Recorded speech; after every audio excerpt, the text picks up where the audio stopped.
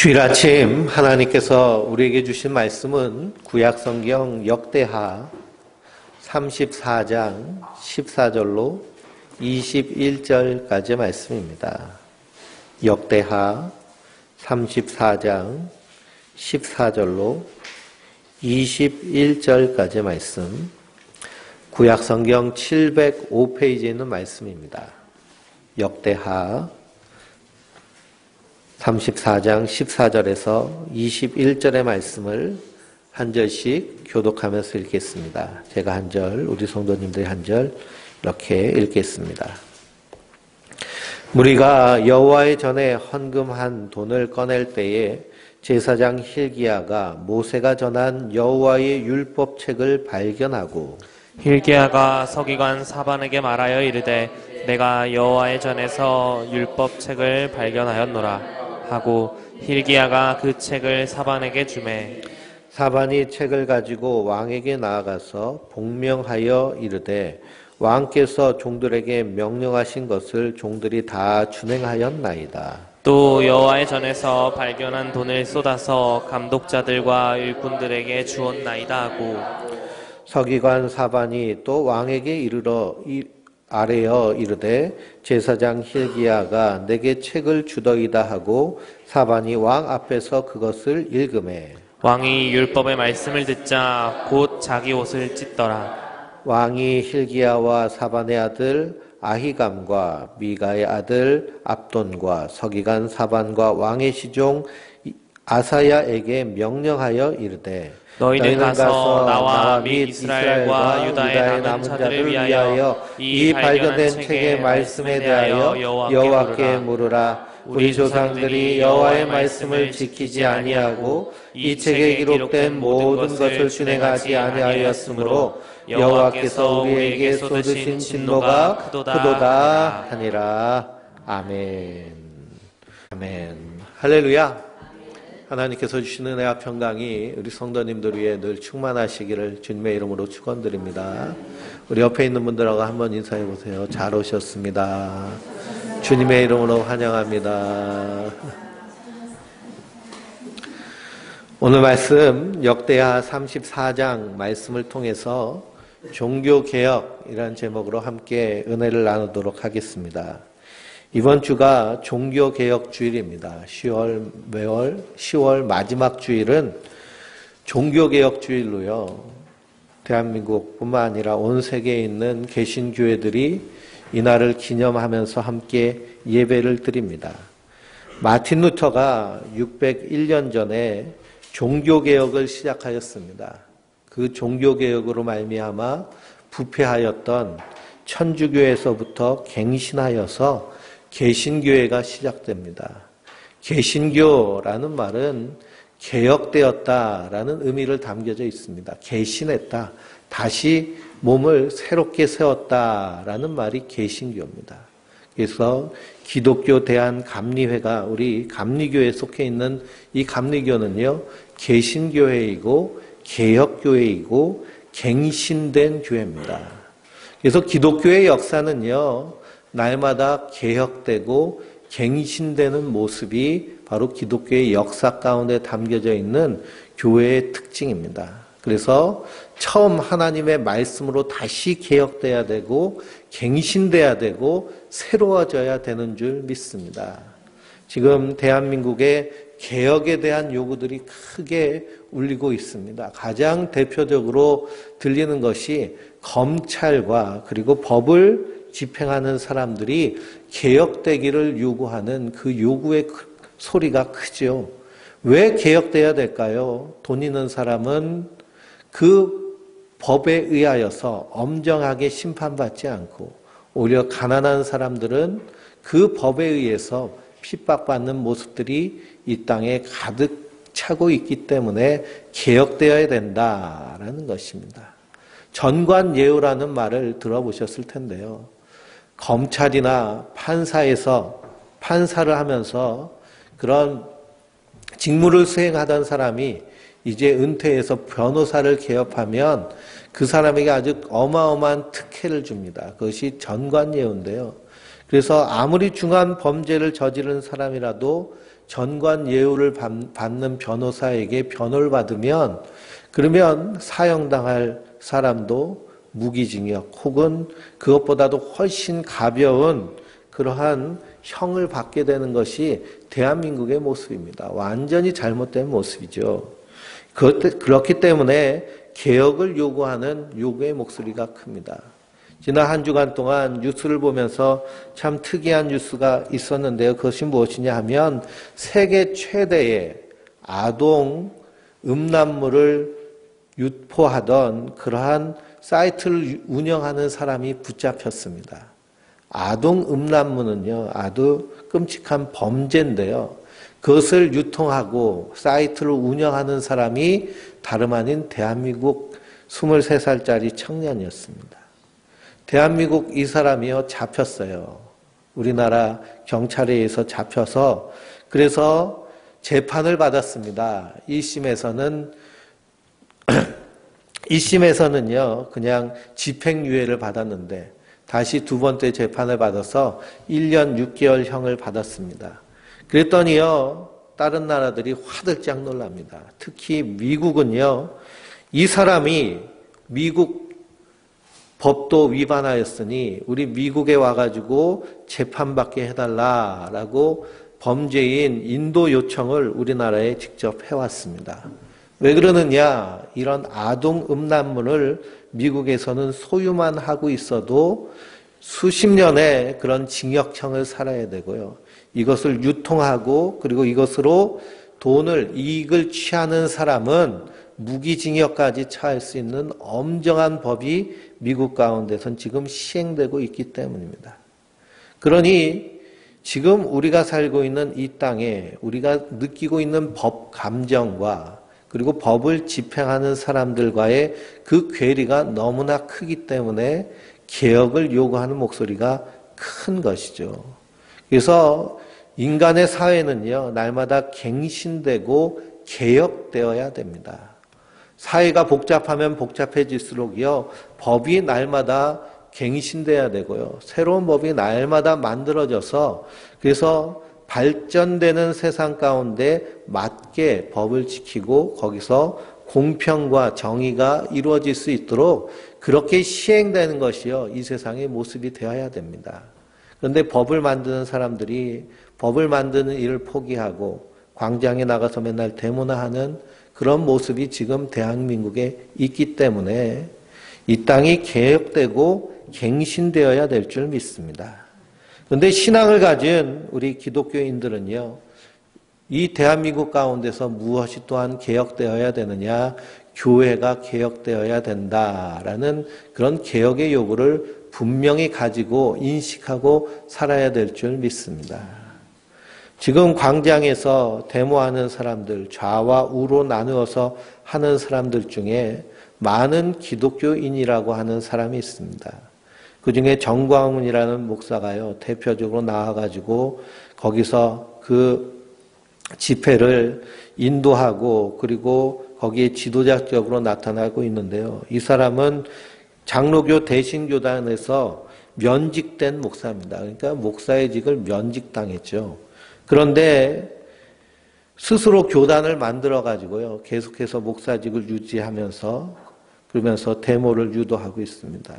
하는 그런 모습들이 신앙적이지 않고요, 오히려 정치적이고 세속적인 모습으로 나아가고, 그리고 거기서 하는 말들이 이 자기가 여는 이 데모 집회에 참석하지 않으면 내가 생명책에서 지워버리겠다라고 하는 그런 말도 안 되는 그런 흉악한 말들을 서슴지 않고 있습니다. 이런 잘못된 모습들, 이런 모습에서 우리는 개혁되어야 되고 갱신되어야 되고 새로워져야 될 줄 믿습니다. 그 모습이 잘못된 줄 알면서도 아무 생각 없이 뜻없이 쫓아간다라고 한다면 그 안에서 하나님의 심판이 함께 임하게 되는 것을 우리는 깨달아야 됩니다. 마틴 루터가 600년 전에 종교개혁을 한 이유가 무엇이냐?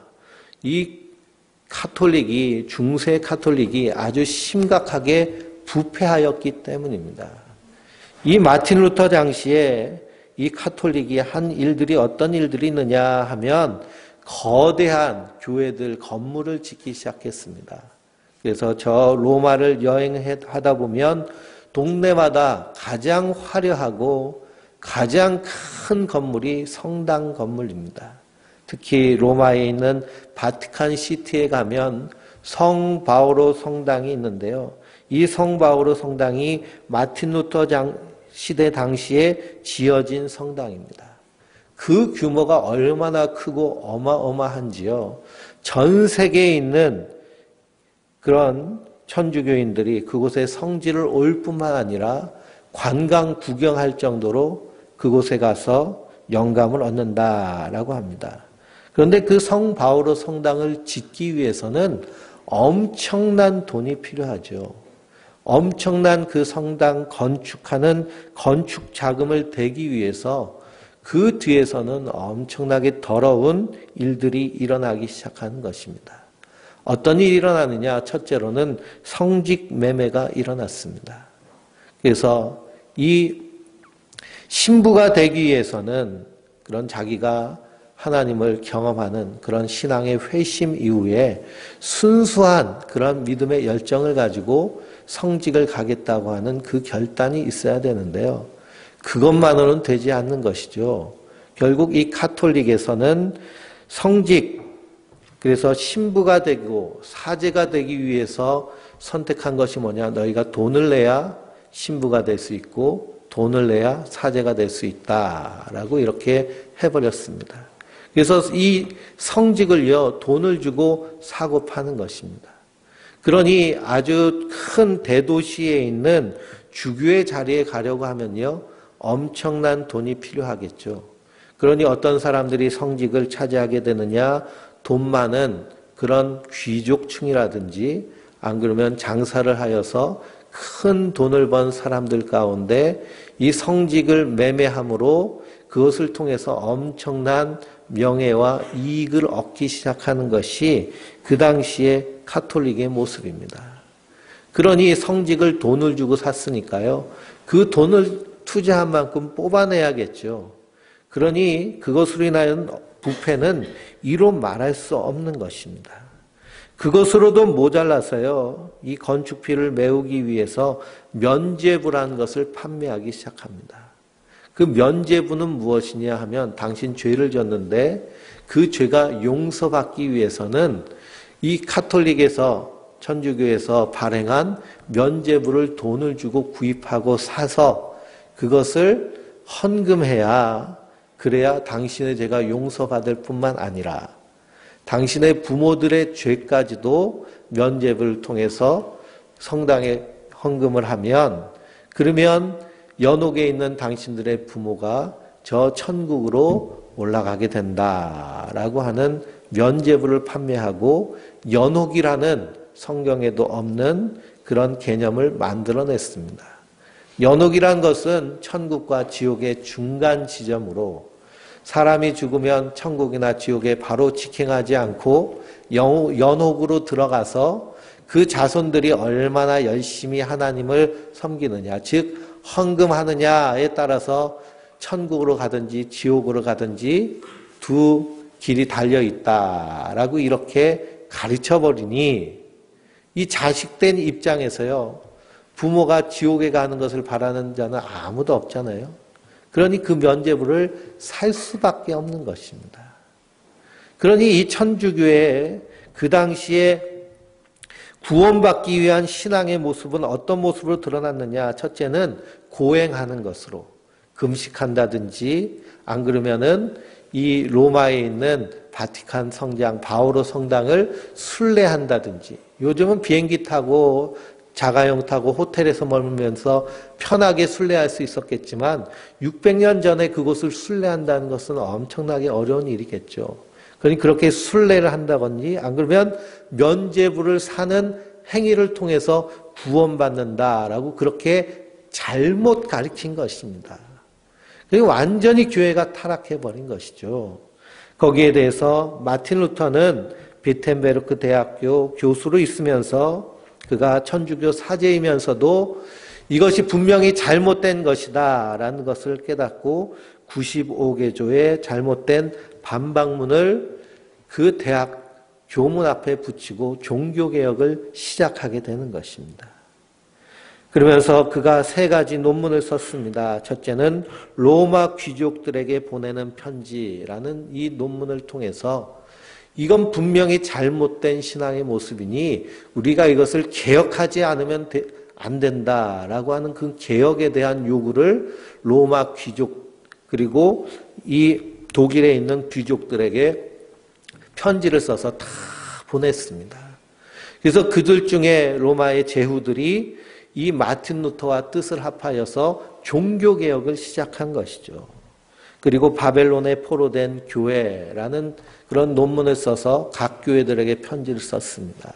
지금 카톨릭에서 행하고 있는 이러한 신앙적인 행태는 완전히 그릇되고 잘못된 불신앙이며 이것은 세속주의에 빠진 그런 바벨론의 포로가 된 교회가 되어버렸다라고 그런 내용의 편지를 논문을 쓰고 보냈습니다. 그리고 독일에 있는 모든 기독교인들에게는 성도의 자유라는 그런 논문을 쓰고 편지를 보내면서 우리 성도들은 신앙의 자유가 있으며 이런 잘못된 가르침에서부터 벗어날 자유가 있음을 분명히 가르칩니다. 그러면서 오직 은혜로, 오직 말씀으로, 오직 믿음으로만 구원을 얻는다라고 하는 신앙을 다시 한번 개혁한 것이 마틴 루터의 종교 개혁입니다. 이 개혁으로 말미암아 이 유럽의 중세가 이제는 근대 사회로 변하게 되는 역사적인 그런 아주 중요한 전환점을 맞게 되는 것이 마틴 루터의 종교 개혁입니다. 그래서 세계의 역사를 바꾼 3대 사건 중에 한 사건이 이 마틴 루터의 종교 개혁이죠. 그 종교 개혁의 시작은 어디서부터 시작되었느냐? 하나님의 말씀으로부터 시작된 줄 믿습니다.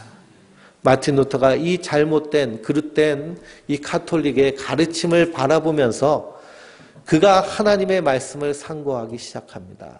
성경 말씀을 읽으면서 이것이 분명히 잘못된 것이라는 것을 깨닫게 되는 것이죠.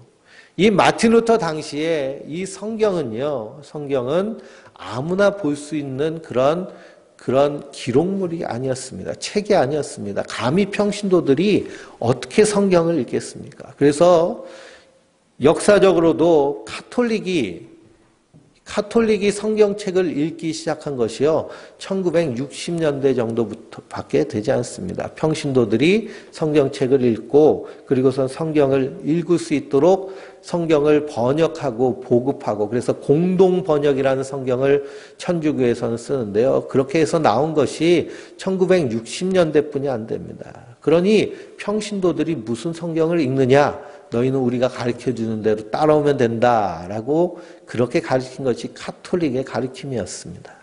그래서 성경은요 아무나 볼 수 있는 것이 아니었고 또 성경은 거룩한 문서이기 때문에 아무 언어로나 번역하면 안 된다라고 이렇게 가르쳤습니다. 그래서 라틴어로만 된 성경이 진짜 성경이다라고 이렇게 가르쳤죠. 그런데 마틴 루터는 종교개혁을 하면서 라틴어로 되어 있는 이 성경을 독일 말로 번역합니다. 그리고 때마침 구텐베르크가 그 활자 인쇄술을 발명하여서 그래서 그것이 인쇄물로 나오기 시작하므로 종교개혁의 불길이 활팔 타오르게 된 것이죠. 그래서 이 로마서와 그리고 신약성경을 마틴 루터가 독일어로 번역을 하고 이것을 로마에 있는 지식 있는 자들이 성경을 읽으면서 카톨릭이 가르치고 있는 것이 분명히 잘못됐다는 것을 깨닫게 된 것입니다. 그로 말미암아 종교개혁이 시작된 것이죠. 마찬가지로 이 시대를 살고 있는 우리 성도들도 하나님의 말씀에 분명히 깨어 있어야 될 줄 믿습니다. 그래서 강단에서 흘러나오는 그 말씀이 정말 하나님의 말씀이 맞는가를 확인하면서 우리가 신앙생활하고 그 말씀에 따라서 우리를 갱신해 나가야 될 줄 믿습니다. 역대하 오늘 읽은 34장의 말씀은 요시야 왕의 종교개혁의 이야기입니다. 요시야 왕은요, 히스기야 왕의 증손자입니다. 히스기야 왕이 하나님을 잘 섬기는 왕이었는데 그가 죽고 나서 므낫세라는 아들이 왕이 됐습니다. 그런데 놀랍게도요, 이 히스기야 왕은 하나님을 잘 섬겼는데 이 므낫세 왕은 완전히 우상을 숭배하는 우상 숭배자였습니다. 그래서 아버지가 행하였던 모든 하나님을 섬기던 일을요 다 금지시키고 온 이스라엘을 우상 숭배하는 그런 우상 숭배의 나라로 만들었습니다. 하나님 이것을 너무나 괘씸하게 여기셔서 이 이스라엘을 결국에는 바벨론의 포로로 잡혀가서 그래서 심판하시기로 작정을 하시죠. 그리고 이 므낫세의 아들 아몬이 왕이 되었는데요. 이 므낫세보다 더 악한 왕으로 나오니 이 왕의 신하가요, 이 아몬을 죽이고 요시야를 왕으로 세우는 것입니다. 34장 1절 말씀에 보니 요시야가 왕위에 오를 때에 그의 나이가 몇 세냐 하면 8세였습니다. 8살 때 왕이 돼가지고요. 그래서 이스라엘을 다스리는데 성경은 무엇이라 기록되어 있느냐? 2절 말씀을 같이 읽어볼까요? 여호와 보시기에 정직하게 행하여 그의 조상 다윗의 길을 걸으며 좌우로 치우치지 아니하고 3절 말씀입니다. 아직도 어렸을 때 곧 왕위에 있는 지 8년에 그의 조상 다윗의 하나님을 비로소 찾고 그러니 8년이 됐으니 15세 때에 한 일이 무엇이냐? 다윗의 하나님을 찾았다라고 그랬습니다. 참으로 놀라운 것은 불신앙의 할아버지, 불신앙의 아버지 가운데 있었음에도 불구하고 그는 그의 조상 다윗의 하나님을 찾는 은혜를 누리게 되는 것입니다. 이것은 하나님의 뜻 안에서 이루어진 줄 믿습니다. 그가 하나님을 찾고 하나님을 만났을 때 한 일이 무엇이냐 하면 유다와 예루살렘의 모든 산당들과 우상의 신상들을 다 제거하여 버렸습니다.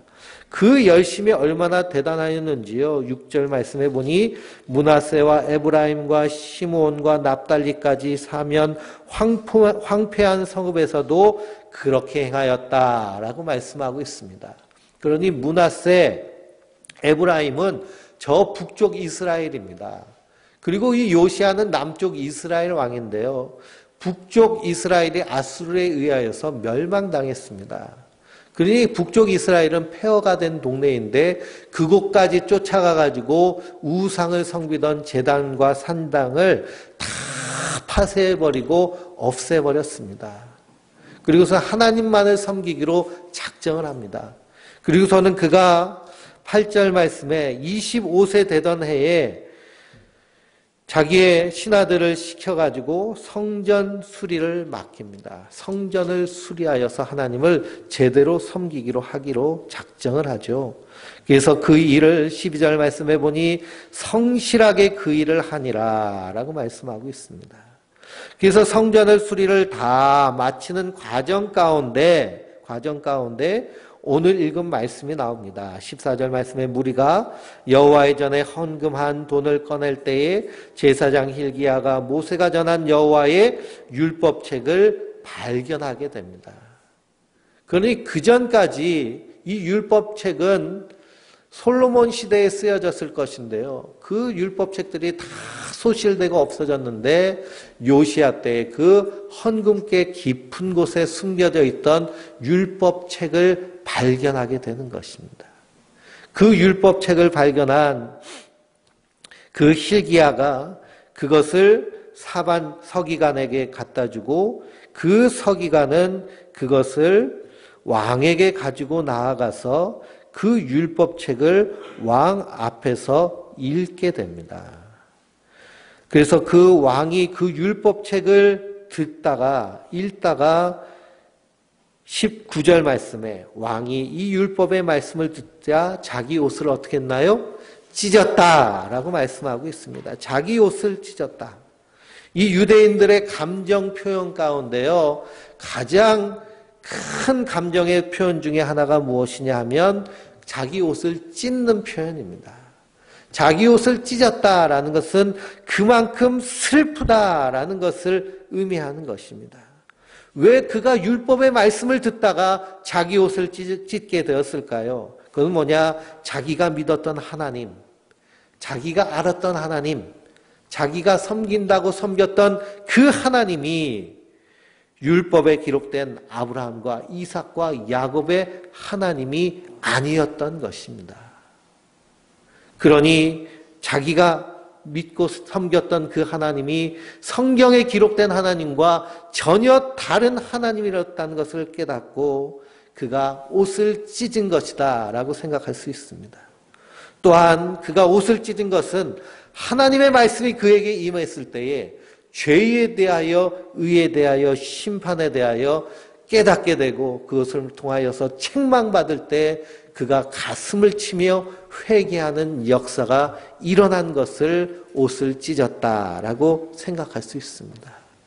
베드로가 길거리에 나와서 복음을 증거할 때 수많은 사람들이 그 복음 앞에 마음이 찔렸습니다. 그리고 우리가 어찌할꼬 하며 베드로에게 와서 예수 그리스도의 복음을 받고 회개하는 역사가 일어난 줄 믿습니다.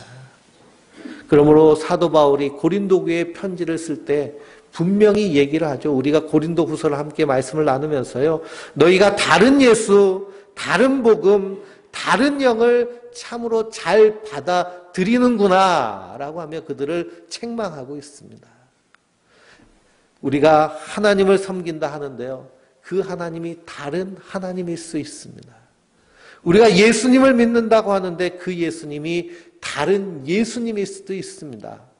왜 그럴까요? 그릇된 가르침이 가득하였기 때문입니다. 요시야 왕이 하나님의 말씀을 듣는 순간 자기의 그릇된 신앙에 대해서 분명한 깨달음을 가졌던 것처럼 성도도 하나님의 말씀 가운데서 나의 믿음, 나의 신앙이 제대로 한 걸음씩 한 걸음씩 나아가고 있는지, 이 땅에서 내게 맡겨주신 사명을 온전히 감당하고 있는지 날마다 우리의 신앙과 믿음이 말씀 앞에 갱신되어야 되고 개혁되어야 될 줄 믿습니다. 지금 이 시대에 살고 있는 우리에게 다른 예수를 가르치는 사람들이 있습니다. 다른 복음을 가르치는 사람들이 있습니다. 다른 영을 가르치는 사람들이 있습니다. 다른 예수를 가르치는 사람은 어떤 사람들일까요? 예수를 믿음으로 말미암아 이 땅에서 번영하고 성공하고 잘 된다는 세속적인 복을 가르치는 것이 다른 예수를 가르치는 것입니다. 예수님 우리의 죄와 허물을 담당하셔서 십자가에 달려 죽으셨습니다. 그 예수를 믿는 자마다 멸망치 아니하고 영생을 이루게 하는 하나님의 구원의 은혜를 우리에게 주셨습니다. 그러므로 예수 믿음 복음으로 말미암아 구원받은 성도는요, 이 땅에 소망을 두고 사는 자들이 아니라 어디에 소망을 두고 사는 자들이에요? 하나님의 나라에 소망을 두고 사는 자들입니다. 이 땅에 썩어질 것, 이 땅에 불타 없어질 것에 연연하는 인생이 아닙니다. 그러나 주님께서 우리에게 이 땅에서 맡겨주신 사명이 있는데요. 그 사명은 이 땅에서 하나님의 나라를 세워가는 일인 줄 믿습니다. 그 하나님의 나라를 우리의 가정 가운데서 세워가고 그 하나님의 나라를 우리 교회 가운데 세워가서 이 땅 가운데 하나님의 공의와 하나님의 사랑을 이루어가는, 그래서 주님 오실 그날까지 이 땅 가운데 하나님의 나라를 살아가는 것이 성도의 삶인 줄 믿습니다.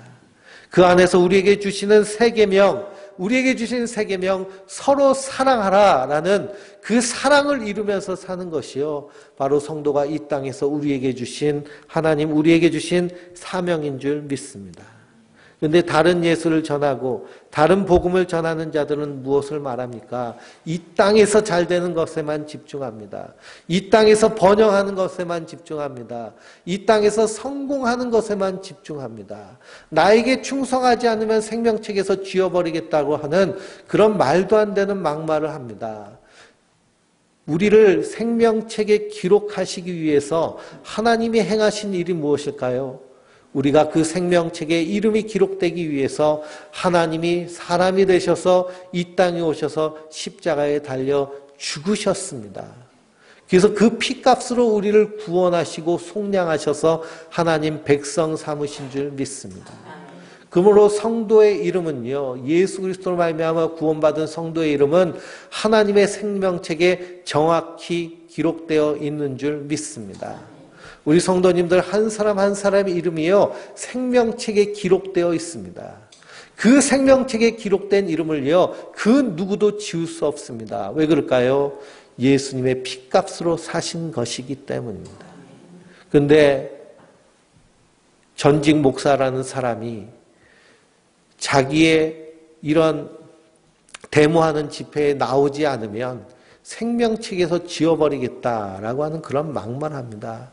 이것은 뭐냐? 예수님이 이루신 일을 자기가 맡겠다라고 하는 적 그리스도적인 행위이며 십자가의 원수로 행하는 것입니다.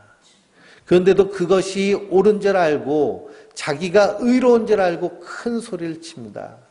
그것에 무조건적으로 굴복하고 쫓아오는 사람들이 있습니다. 그것이 참으로 비극인 것이죠. 한 사람만 망하면 되는데 그 사람으로 인하여서 십자가의 원수의 길을 쫓아가는 사람들이 있다라는 사실입니다. 그러니 다른 예수, 다른 복음, 다른 영을 전하는 이 잘못된 모습을 우리는 분명히 깨달아 알아야 됩니다. 말씀을 통하여 우리가 충분히 분별할 수 있습니다. 성령이 우리 안에 임하시면 우리 안에서 어떤 일이 일어날까요? 요한복음 16장에 주님은 분명히 말씀하셨습니다. 성령이 너희에게 임하시면 죄에 대하여, 의에 대하여, 심판에 대하여 세상을 책망하시리라. 성령이 임한 자의 특징은 우리 안에서 죄가 무엇인지를 분명히 알게 됩니다. 죄는 무엇입니까? 우리가 하나님이 이 땅의 주인이신데 내가 주인 노릇하는 그것이 죄입니다. 내가 주인 노릇하는 것이 죄예요. 그런데 윤리 도덕적인 죄로만 죄를 인식한다라고 한다면 성경에서 말하는 죄가 무엇인지를 모르는 것이죠. 우리가 하나님 앞에 죄인인 이유는 무엇입니까?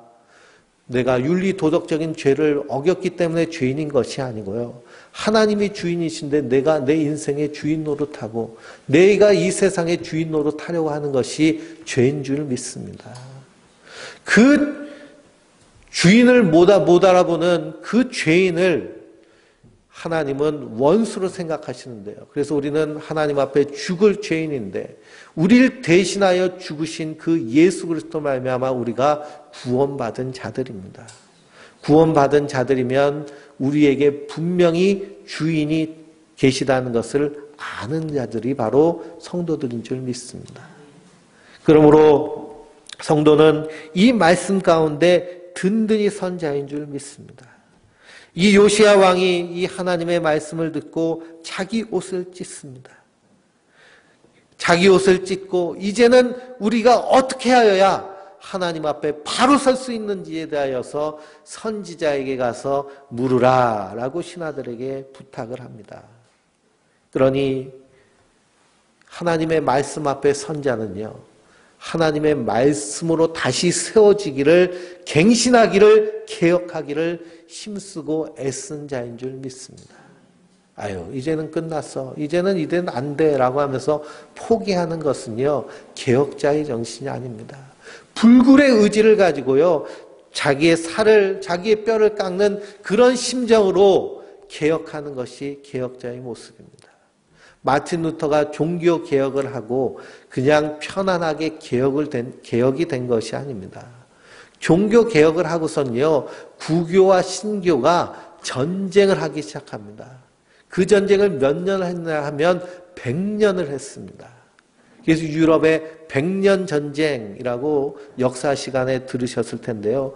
그 100년 구교와 신교의 전쟁이 100년 동안 피비린내라는 전쟁이 계속되어서 이루어낸 것이 바로 개혁교회, 종교 개혁을 이루어낸 것인 줄 믿습니다.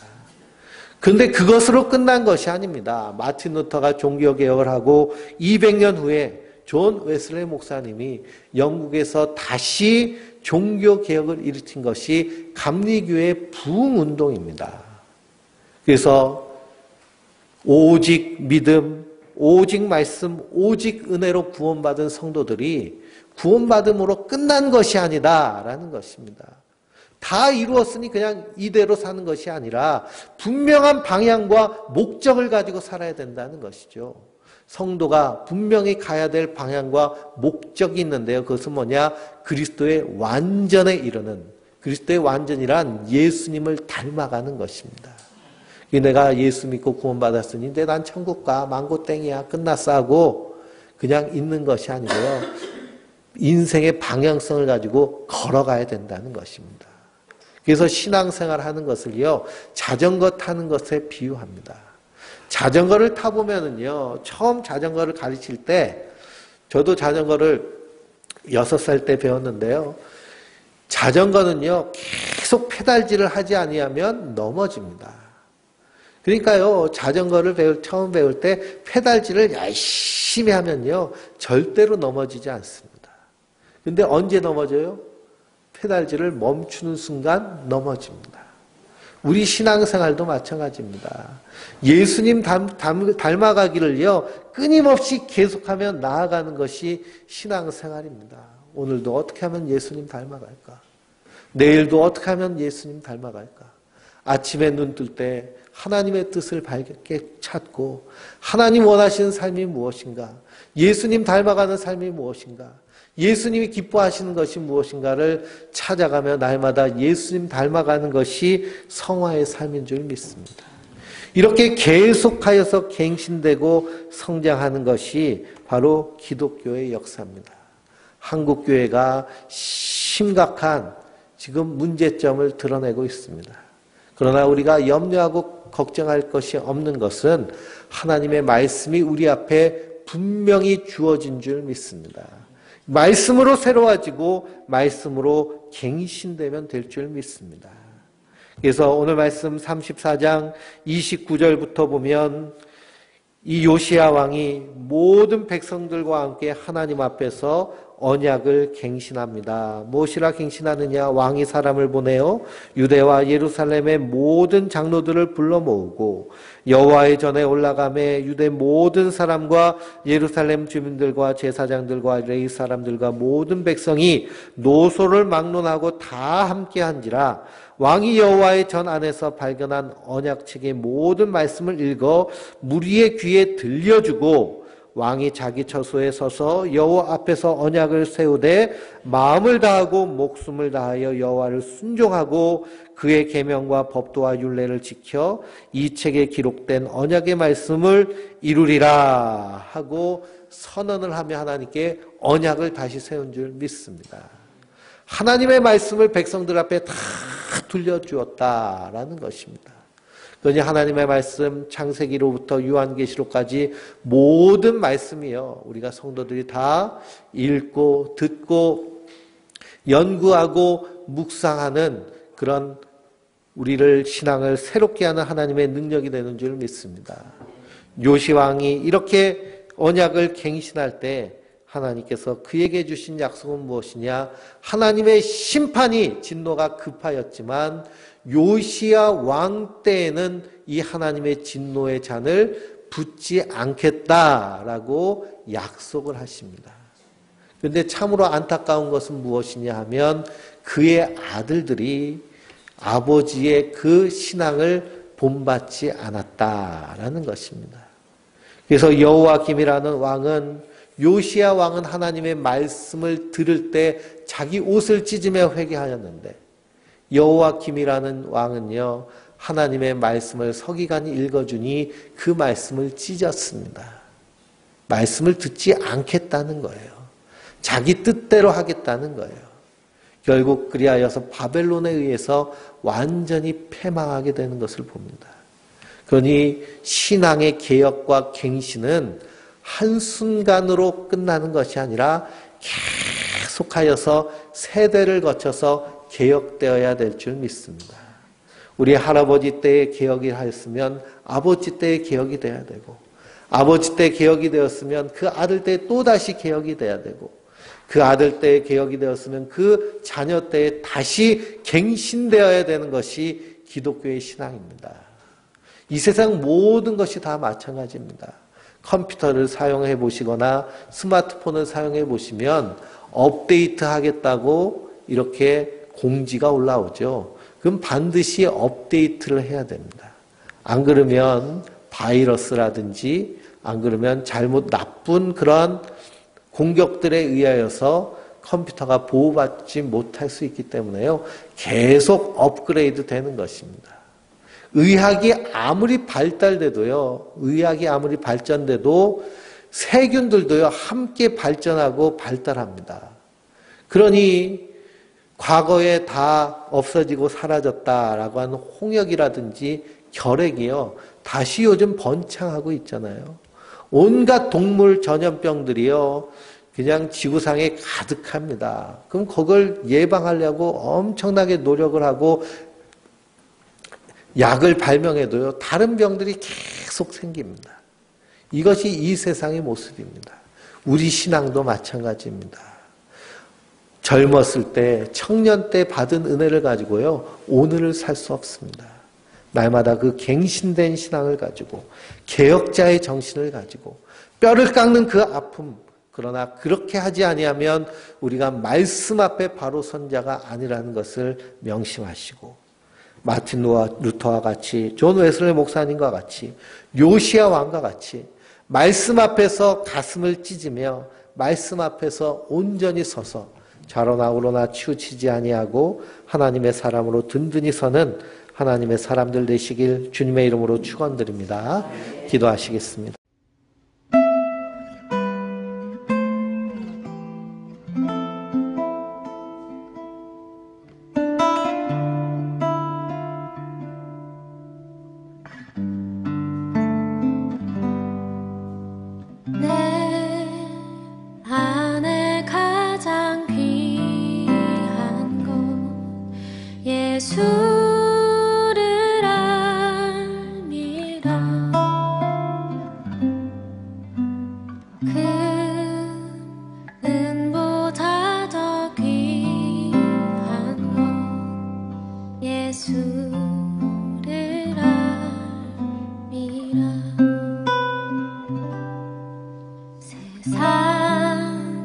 지식보다 귀한 것 예수를 알미라.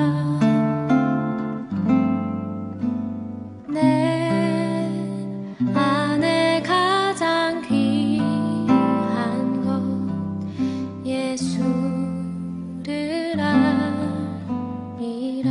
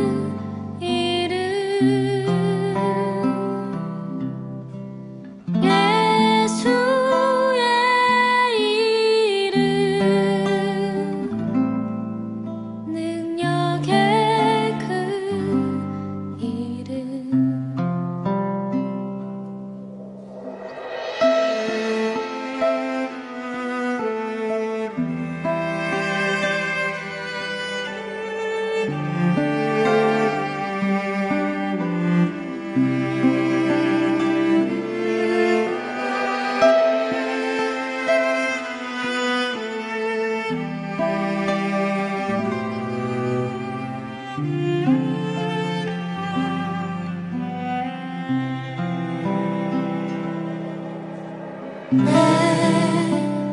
안에 가장 귀한 것 예수를 알미라.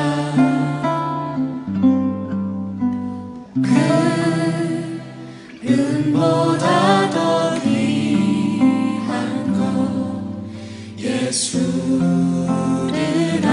알미라. 세상 지식보다 귀한 것 예수를 알미라. 내 안에 가장 귀한 것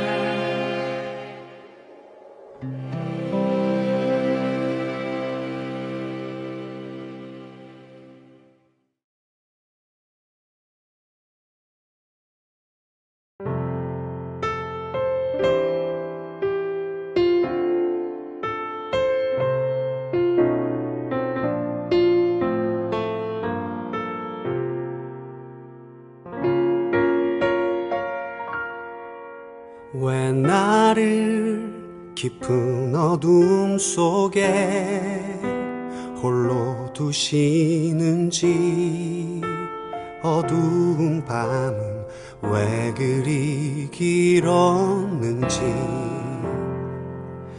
나를 고독하게, 나를 낮아지게, 세상 어디도 기댈 곳이 없게 하셨네.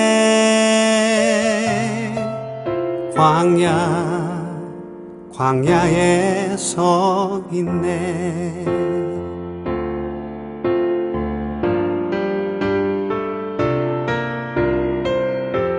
주님만 내 도움이 되시고, 주님만 내 빛이 되시는, 주님만 내 친구 되시는 광야. 주님 손 놓고는 단 하루도 살 수 없는 곳, 광야에 서 있네.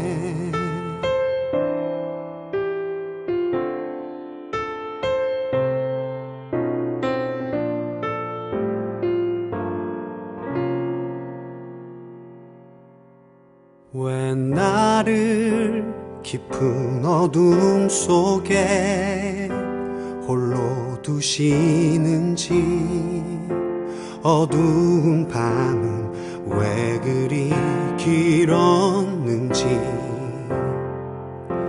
나를 고독하게, 나를 낮아지게, 세상 어디도 기댈 곳이 없게 하셨네.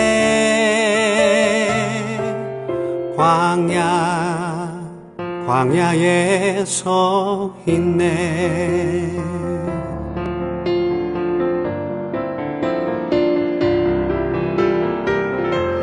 주님만 내 도움이 되시고, 주님만 내 빛이 되시는, 주님만 내 친구 되시는 광야.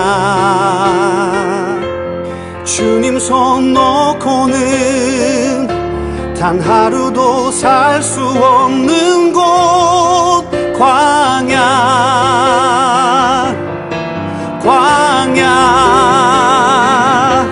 주께서 나를 사용하시려, 나를 더 정결케 하시려, 나를 택하여 보내신 그곳 광야. 성령이 내 영을 다시 태어나게 하는 곳,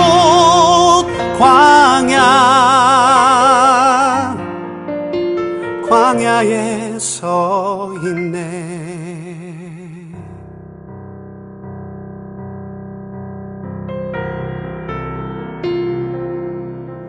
내 자가 산산이 깨지고 높아지려 했던 내 꿈도 주님 앞에 내어놓고, 오직 주님 뜻만 이루어지기를, 나를 통해 주님만 드러나시기를.